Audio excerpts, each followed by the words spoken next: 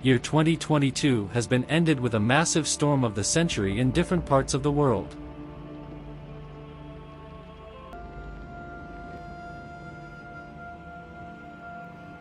Police and military forces were there to rescue the victims.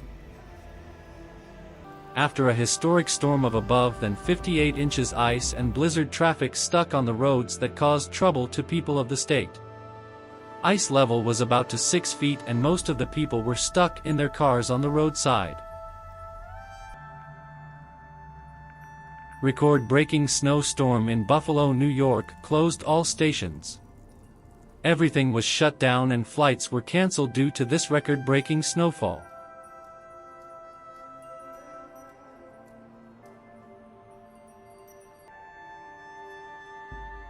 Rescuer departments and citizens helped themselves to remove the snow to walk out. There was a heavy snow in Buffalo, including various towns, for the last 2 days that covered the land area almost 6 feet. As per the sources, it's the worst winter storm to hit the area since 1977. The record-breaking snow downwind of Lakes Erie and Ontario with 73.9-inch official measurement of snow at Hamburg. The heavy storm was a combo of snow and 80 miles per hour winds that caused damage to trees and other structures. On the side, in Japan, 70 people died and over 100 injured as well due to the heavy snow there.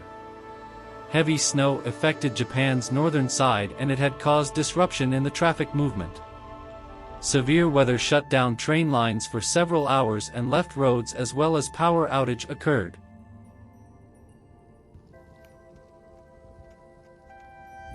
As per the official sources of state, death rate had reached around 30 to 40 as people froze to death in their homes and cars. On this severe situation, police banned on citizens' drive and asked them to stay at their places for the safety. In the end of 2022, the massive snowstorm disturbed everyone in Europe as New Year and Christmas events were around.